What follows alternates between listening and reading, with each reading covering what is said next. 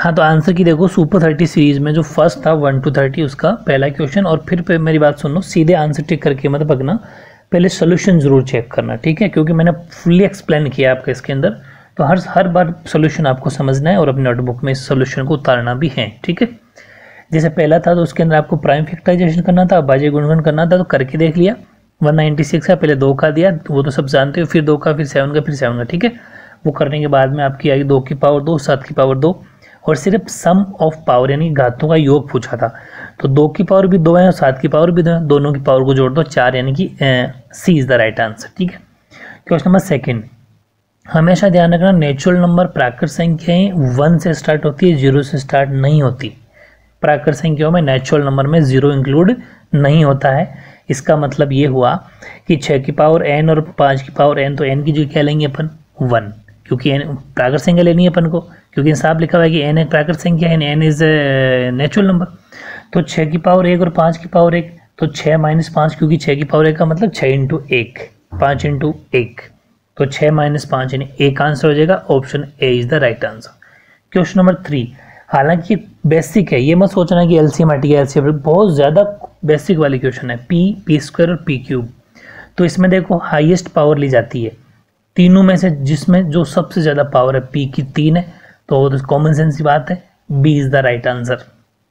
चौथे में b होगा, सम संख्या होगी, इवन नंबर होगा। क्यों होगा, मैंने एक एग्जाम्पल लिया साइड में कि सपोज p, इसने कहा कि p² अगर सम है मतलब इवन नंबर है, तो p भी इवन होगा। क्या सही बात, हम कह रहे हैं हाँ सही, p भी इवन होगा।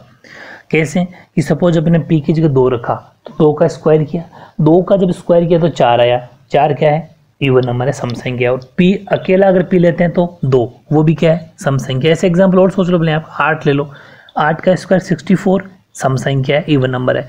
इसका मतलब p क्या लिया आपने 8, तो मतलब p भी सम और p² भी सम। ये गारंटी है, स्क्वायर करोगे तो सम यानी इवन नंबर ही आएगा दोनों, ये ध्यान रखना। Very very important basic knowledge वाला क्वेश्चन है। मैंने साइड में एग्जांपल दिया, इन एग्जांपल को भी आप सोल्यूशन के अंदर उतार लेना, ठीक है। फिर है 5वें में सी, विषम संख्या ऑड नंबर क्यों होगा, नीचे मैंने सबूत इसका दिया है। n की जगह 9 रख लो, n² - 1, तो 9² - 1, 81 - 1 तो 80, तो देख लो बोले इसने कहा था कि 8 से विभाज्य होगी, बिल्कुल 8 से विभाज्य है, 80 के अंदर 8 का भाग जाता है। ऐसा और भी कोई नंबर सोच सकते हो n की जगह, है ना। तो इसका मतलब ये हुआ कि अगर इसने कहा कि n² - 8 से विभाज्य होती है, तो n क्या होगी, n हमेशा ध्यान रखना विषम संख्या होगी, ऑड नंबर होगी, तभी वो सम संख्या यानी 8 से डिवाइड होगी, ठीक है ना, ये ध्यान रखना। ऐसे ही क्वेश्चन नंबर 6 देखो, बहुत इंपॉर्टेंट इजी क्वेश्चन है। यदि p एक धनात्मक अभाज्य संख्या है तो रूट p क्या होगी, ये चीज मैंने आपको पहले भी बताई है। देखो अगर p इरेशनल नंबर है तो रूट p क्या होगा, तो सीधी सी बात है, एग्जांपल देखो नीचे। सपोज p की जगह मैंने 2 लिया, ध्यान रखना, क्योंकि 2 ही क्यों लिया, वही नंबर लूंगा जो अभाज्य होगा, अभाज्य संख्या होनी चाहिए, प्राइम नंबर होना चाहिए, ठीक है।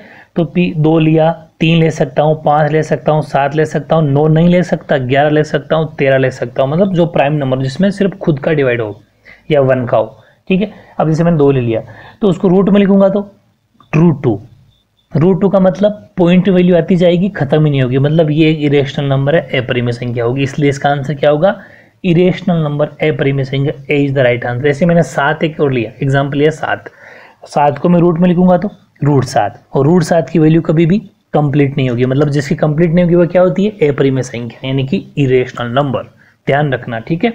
लेना क्या है, अपरिमेय संख्या लेनी है, इरेशनल नंबर सॉरी अभाज्य संख्या लेनी है, मतलब कि प्राइम नंबर ही लेना है, ये ध्यान रखना, p की वैल्यू की बात कर रहा हूँ मैं, ठीक है। अब देखो क्वेश्चन नंबर 7, वो यदि 2 परिमेय संख्याओं के एलसीएम और एचसीएफ समान है, सीधी सी बात है, अपन जानते हैं कॉमन सा फॉर्मूला कि हम जानते हैं, we know that LCM into HCF equals to first number into second number, यानी कि लेसर पैब इंटू मेसर पैब बराबर पहली संख्या इंटू दूसरी संख्या।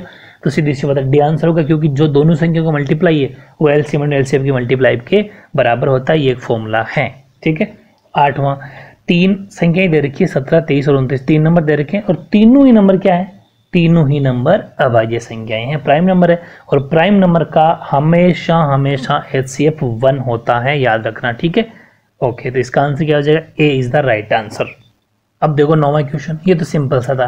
प्रथम यूनानी गणितज्ञ, फर्स्ट ग्रीक मैथमेटिशियन वॉज, तो वो इसमें सीधा आंसर मतलब थ्योरी वाला आंसर यूक्लिड है, मतलब कि according to D is the right answer. ठीक है, डी ऑप्शन इसका करेक्ट है। ये तो आपको ऐसे याद करना है।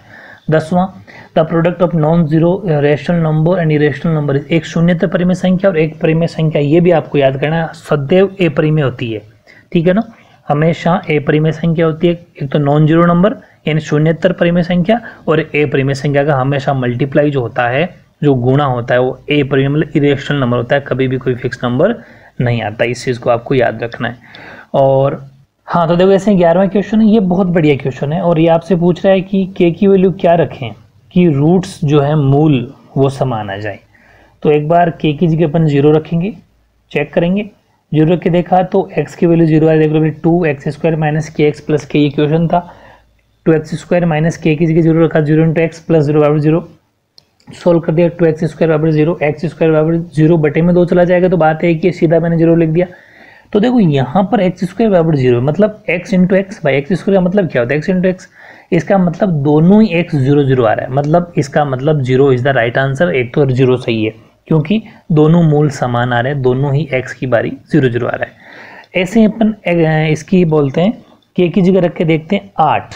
ठीक है, k की जगह 8 रख के देखते हैं। अब देखो ये मत सोचना क्योंकि ऑप्शन के अकॉर्डिंग ही अपन को रखना पड़ेगा, तो ये क्वेश्चन ऑप्शन के अकॉर्डिंग होने वाला है, वरना तो वैल्यू बहुत है और भी बहुत सारे रख सकते हैं अपन, 8 16 और हो सकता है आगे और हो जाए।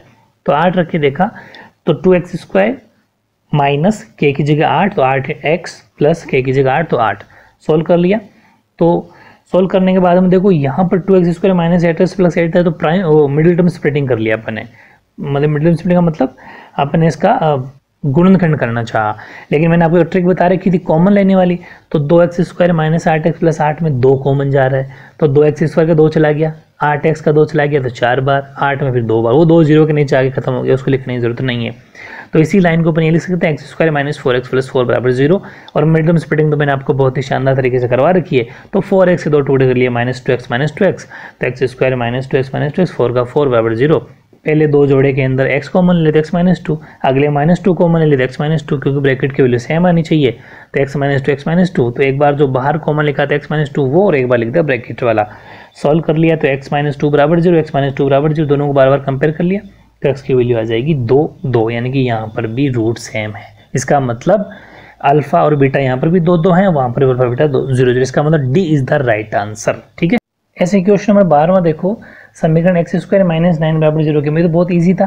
तो सोल्व कर लो, x² बराबर 9 को उधर भेज दो, प्लस का हो जाएगा, तो स्क्वायर हमेशा जाता है प्लस माइनस रूट में, तो प्लस माइनस 9 हो गया, और 9 आप जानते हो 3, तो plus minus root 3, D is the right answer, D. ठीक है, 13वां क्वेश्चन, x² माइनस 4 और एक x² प्लस 4x प्लस 4, इसका HCF बताना। तो HCF एक बार दोनों को खोल लो, x² माइनस 4 को क्या कह सकते हैं, x² माइनस 2 का स्क्वायर, यहाँ लग गया a² माइनस b², यानी a plus B a minus B, अब a minus B plus B कैसे बोल सकते हो, x माइनस 2 x प्लस 2, क्योंकि a की वैल्यू x और b की वैल्यू 2 है।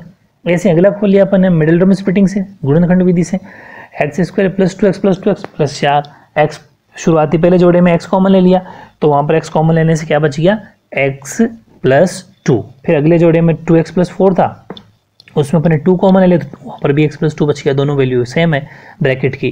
तो एक बार तो बाहर जो कॉमन लिया था वो लिख दिया x प्लस 2, एक बार ब्रैकेट वाली चीज़ लिख दी x प्लस 2। अब दोनों में देख लो, इधर में तो है x प्लस 2 और x प्लस 2 आंसर, और इसका आंसर है x minus 2 x plus 2 answer. दोनों आंसर में कॉमन क्या है, वो HCF होता है, तो दोनों में x प्लस 2 एक बार कॉमन है, वही अपना आंसर, क्योंकि HCF में कम से कम देखा जाता है।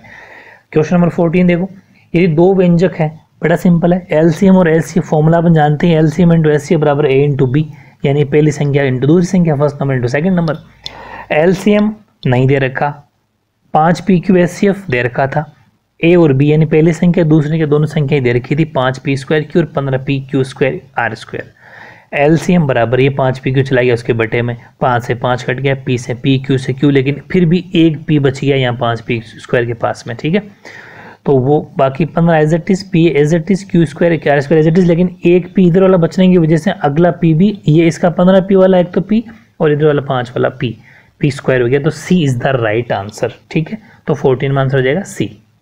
अब देखो 15 तो बड़ा इजी, फॉर्मूला था, तो रियल एंड इक्वल होगा, C is the right answer, वास्तविक एवं समान।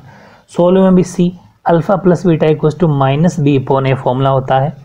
17वें में भी सी, वास्तविक एवं भिन्न होगा, रियल एंड डिस्टिंक्ट।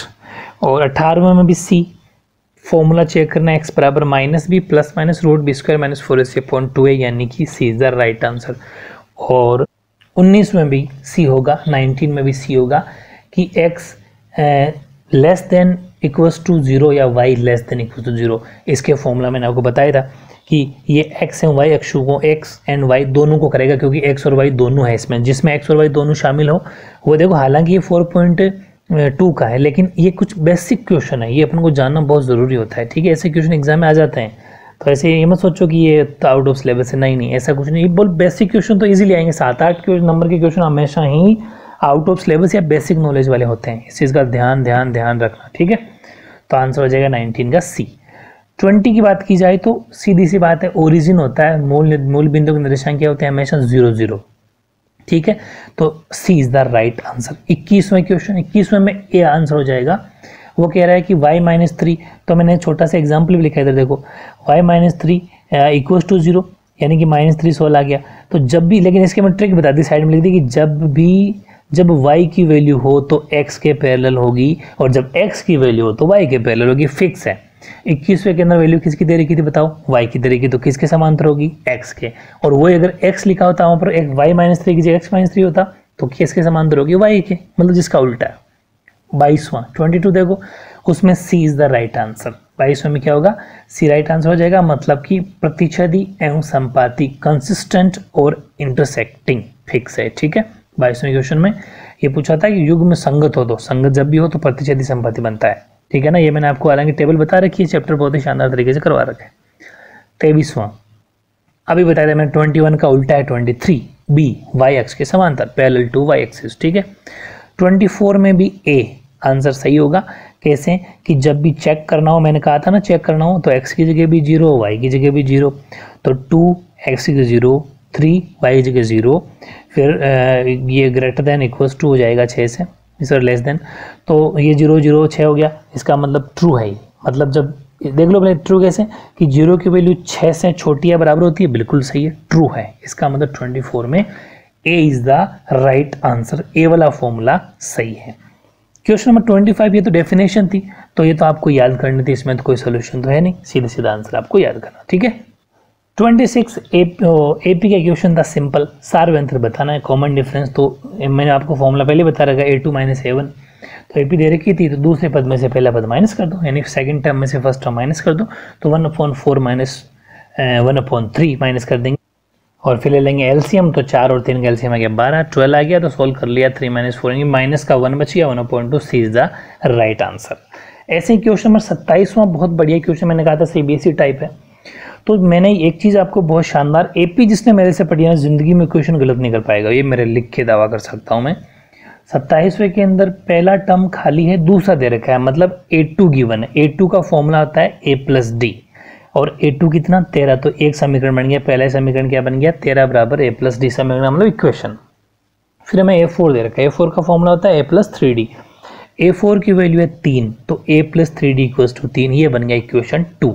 इसके बाद में इक्वेशन 1 और 2 में से आप कर दो माइनस, सब्ट्रैक्ट कर दिया, तो ए से माइनस करने का मतलब नीचे के साइन चेंज हो जाते हैं, नीचे वाली वैल्यू के, तो ए के चेंज हो गया, 3D के चेंज हो गया, 3 का चेंज हो गया, ए से ए कट गया, और माइनस का 3D और ऊपर है 1D, तो माइनस का 2D बच गया, और माइनस के 3 है, प्लस के हैं आपके 13, तो यहाँ बच जाएंगे प्लस के 10, ठीक है, प्लस के 10 बच गए, और प्लस के 10 बच गए, तो D बराबर ये प्लस के 10 और ये नीचे माइनस का 2, तो 16 हो गया, तो डी की वैल्यू माइनस की 5 आ गई।